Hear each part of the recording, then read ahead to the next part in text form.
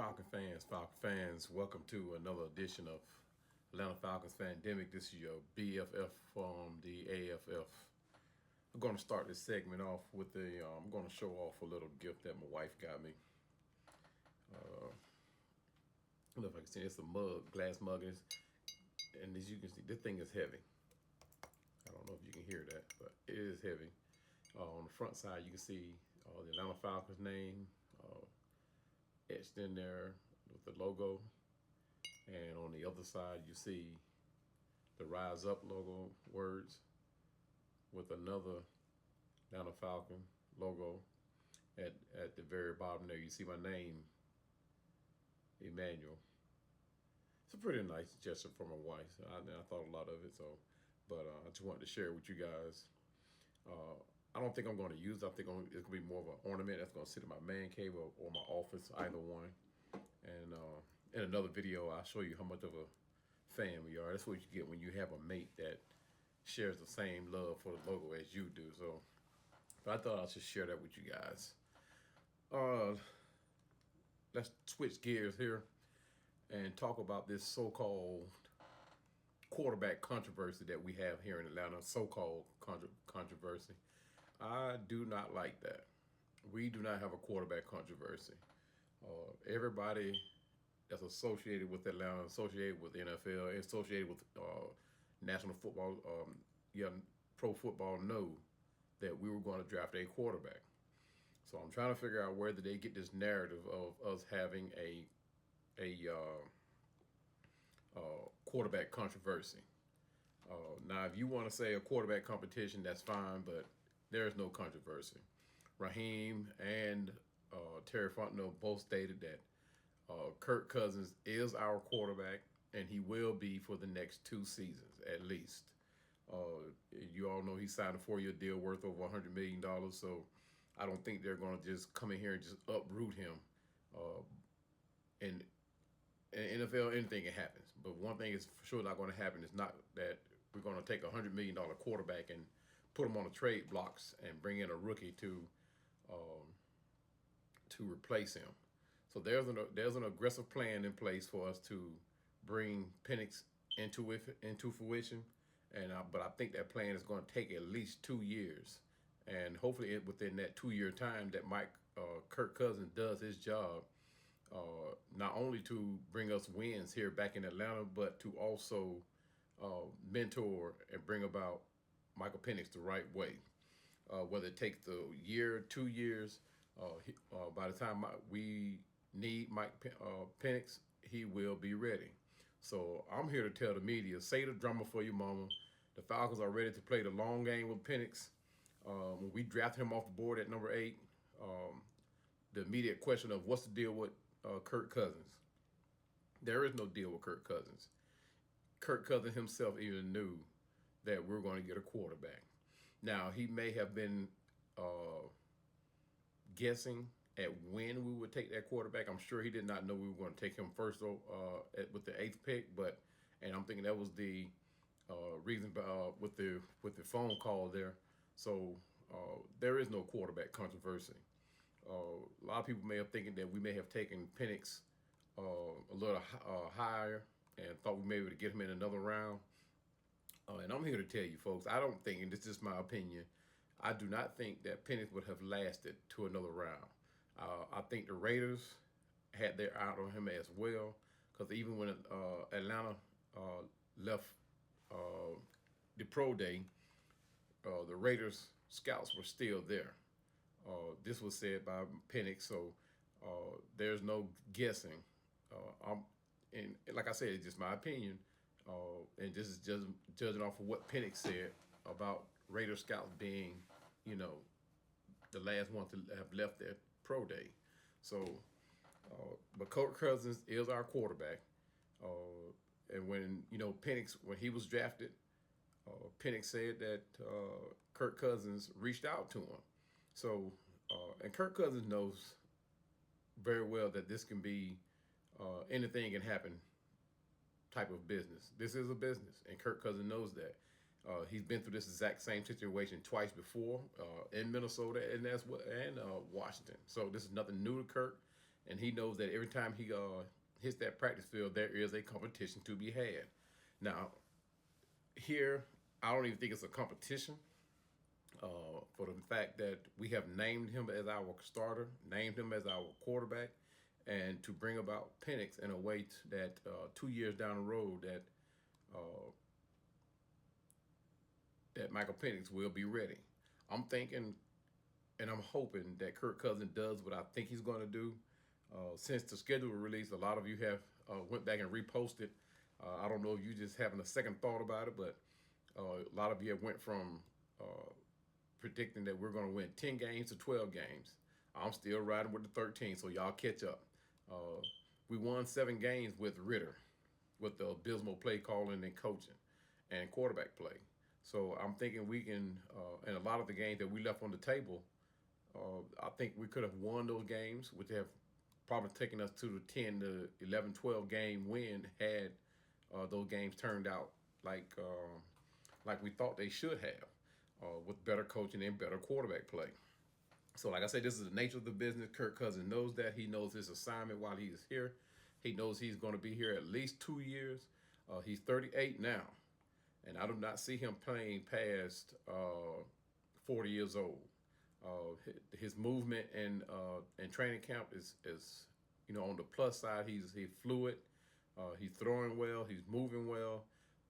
And every day they're adding different movements to the repertoire that he's going to be using on the field. Like I say, he's moving pretty good. Whether or not he's going to be able to do the same thing he did before he got hurt remains to be seen. But like I said, his whole objective here is to distribute that football. He's going to be that pocket passer. That's what he's going to have to bring up Michael Penix to being, that pocket passer. So a whole lot of running. I'm hoping we're not going to need. We have running backs that can do that. We brought in Mooney, who has handled the ball too as well. So I'm looking for us to do a lot of running. Hence the number of tight ends, different tight ends we brought in. I think looking at it, and I'm hoping it is just the case. It may not be with the number of tight ends that we have brought in. That like I said, it's just my opinion looking at it. That Kyle Pitts gets moved over to the slot, and if you remember, not Kirk Cousins, Michael Penix, Kyle Pitts. Where am I going with this?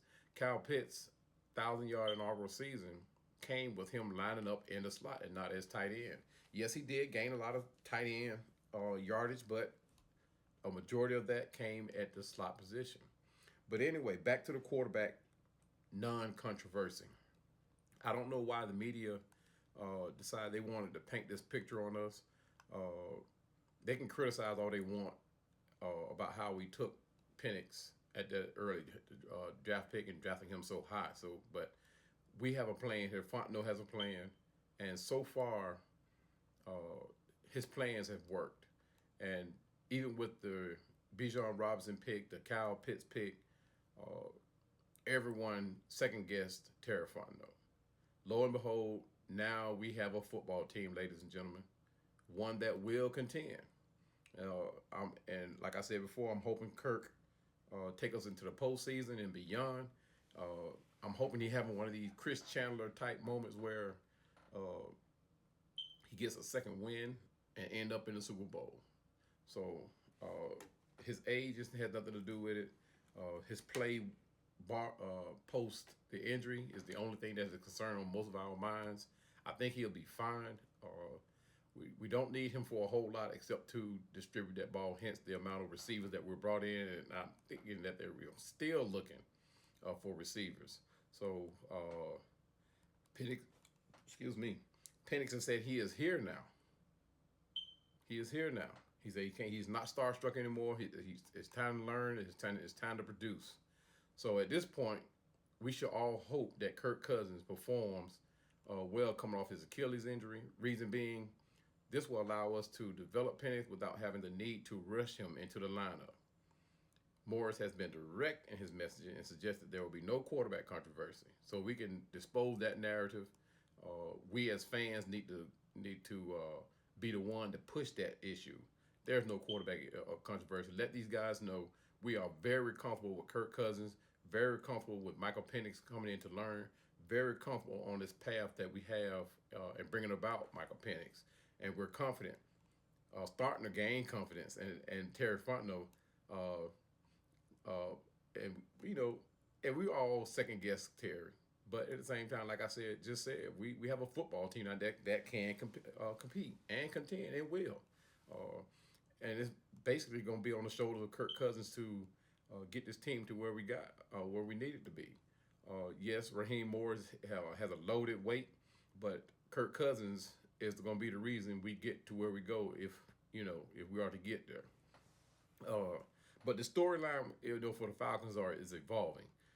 Everything from Tyler Algier possibly not being here past next year, or not Kyle Pitts, Drake London claiming that he has something to prove. He has nothing to prove. He has not a thing to prove. His play so far has proved that all he needs is a decent or great quarterback to get the ball, distribute that ball, and we have that in Kirk Cousins. So this narrative of quarterback controversy is nil in my mind, in my head, and it should be with you guys. If we had better quarterback play last season, I think we would. I think we would have hit the postseason last season, even with the loss that we took. If we had beat Tampa Bay, we would have been in the postseason, and that's with Arthur Smith calling the plays. So and Drake London still 8, so he has nothing to prove. Kyle Pitts, he may have something to prove, and I'm on the fence with that. He wasn't used the way he was supposed to be used. To me, he does not play like a tight end. Now we can pretty much not bird dog. We can pretty much sacrifice him and use him as a decoy. Yes, as a tight end. However, I wouldn't risk getting him hurt. He is not that type of tight end to me. He's a lean Mohamed Sanu, if you put it lightly. But I like him better in the slot. He is not that Travis Kelce type tight end. Let's put it that way. And I wouldn't mind them moving him.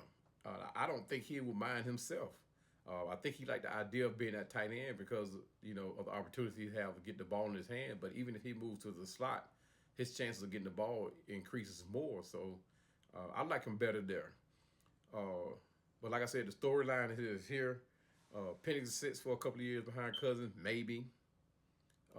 Like Jordan did behind Aaron Rodgers. Aaron Rodgers did behind Brett Favre. And even during that scenario, the media did not label anything like that as a controversy. So I'm trying to figure out why they decided to bring that title or that word, into our camp. We don't want it, don't need it. It's not for us. The drama is not here. There is no drama. The team knows that we are here to win as a team. It's all about that logo right there. Getting this team on the map where it's supposed to be. And hopefully into the postseason. And if the Hawks do what I think they're going to do at number 1 in drafting Sarr, they may be in the postseason as well. So, just think and imagine that. The Falcons and the Hawks hit the postseason in the same year and possibly contend for a national championship, a championship. So, but that's another video. But, the way the media never mentions controversy when it deals with other teams that has went and done the same things that we done. Why is it a problem when we do it? There's no controversy here. You can say that for somebody else. There's no going to be no. Now, what we had last season, now, yes, that was a controversy if they wanted to go anywhere with it. But everyone here understands the assignment going forward after the draft of Penix. Unless, barring something happens, then of course the people's choice is going to be Michael Penix. And hopefully he'll be ready. He'll learn just enough to carry on, and and lead this team. But hopefully that the organization gives Kirk Cousins the ability to be that captain on this team, where he bring this team together, develop the chemistry like he spoke about in his press conference. In his press conference, you notice that they tried to uh, build on that draft night. They asked him, oh man, I think it was like 4, maybe 5 times, the same question over and over again about quarterback controversy. And each time he knocked it down. Great job, Kirk Cousins. Great job. But the plot can twist. You know, what if Penix comes in and ultimately outperforms Cousins in practice and behind closed doors? What happens then? Does he gets the nod? What if they find out that Kirk Cousins is not as healed or ready to play as we thought? Does he get the nod? Where do we go? The plot can twist, but that does not make it a controversy, though. All that's saying is, hey, we need to back up and punt here, because now Kirk Cousins is not ready to play, but we got to bring about Mike Penix. But who are we going to bring behind Mike Penix? Do we leave Kirk Cousins there? But what about this money issue? So there's a lot of things on the plate to consider before we say no to Kirk Cousins being our starter.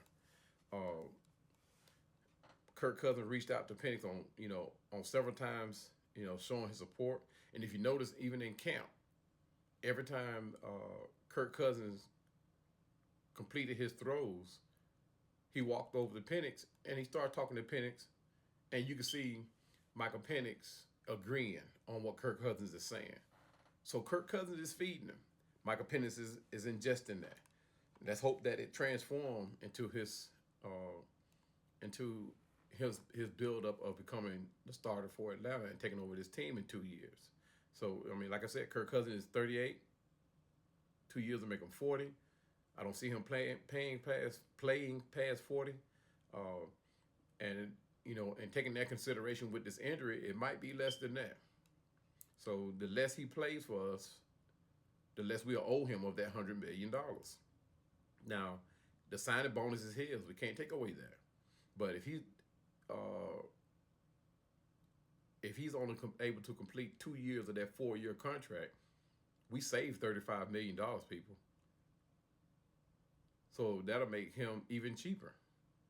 So it was a grand deal for us to sign Kirk Cousins for that money. Grand deal. You see what happened with who was that just signed for 212? Golf signed for $212 million, and their stats are not too much different. Yes, he did get the chance to play in the game, in the championship game, but the stats are there. If Kirk Cousins hadn't got hurt, Kirk Cousins' stats would have been far superior over Golf. For those of you like the stat game.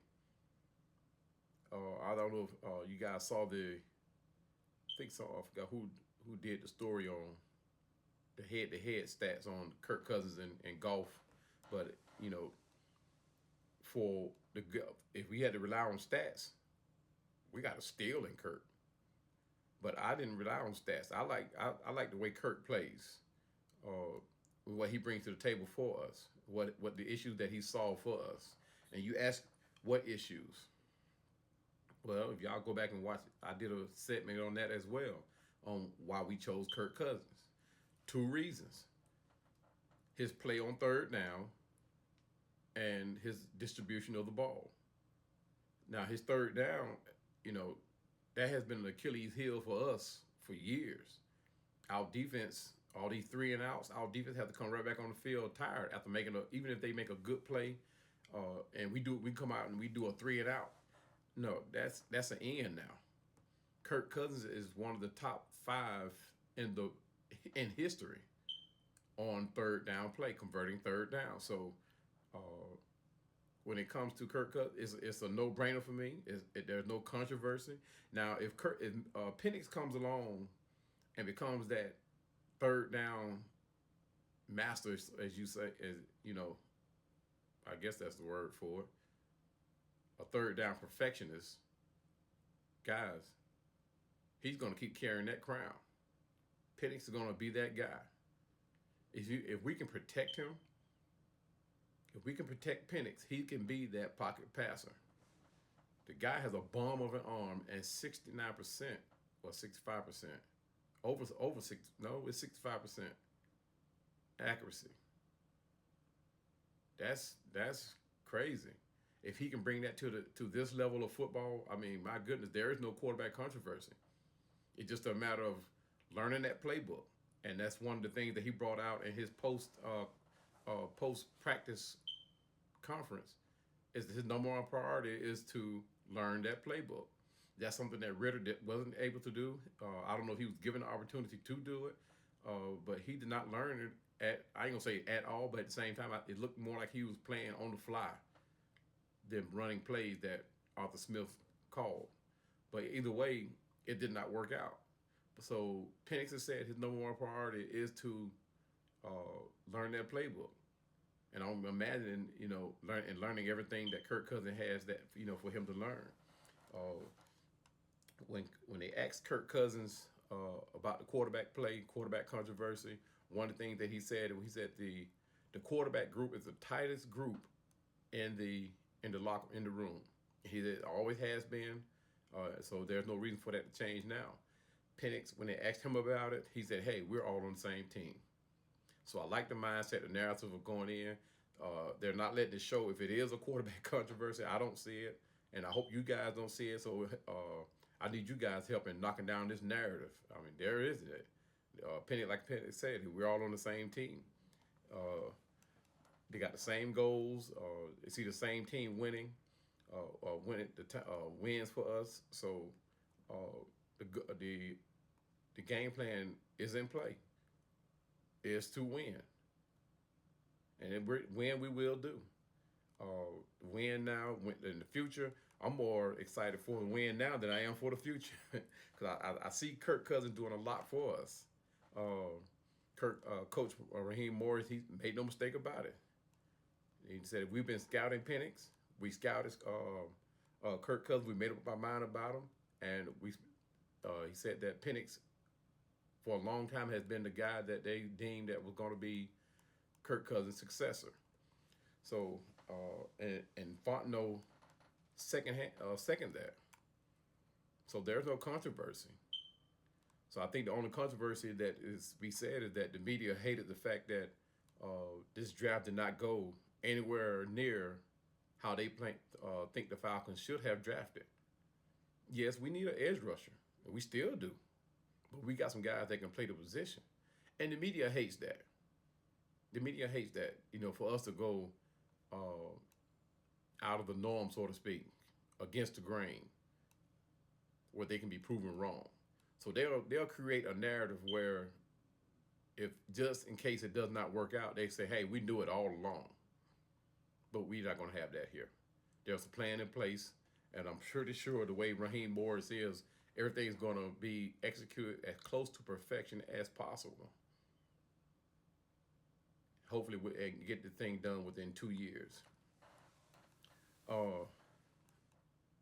So the controversy of a Kirk Cousins, Michael Penix, we as fans, we need to let these guys know that there is no controversy. Kirk Cousins is our quarterback. We're going to support him. We're going to support that logo.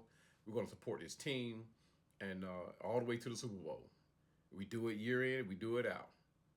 We're here to talk Falcons all the time, and all the time we talk Falcons. So guys, let me know what you guys think about this so-called quarterback controversy. So once again, thank you guys for liking and subscribing my video. Thank you for taking the time to watch. It's greatly appreciated. I enjoy talking Falcon fans with you. So comment, share it, and subscribe. And talk to you guys later. See you guys at practice. Peace.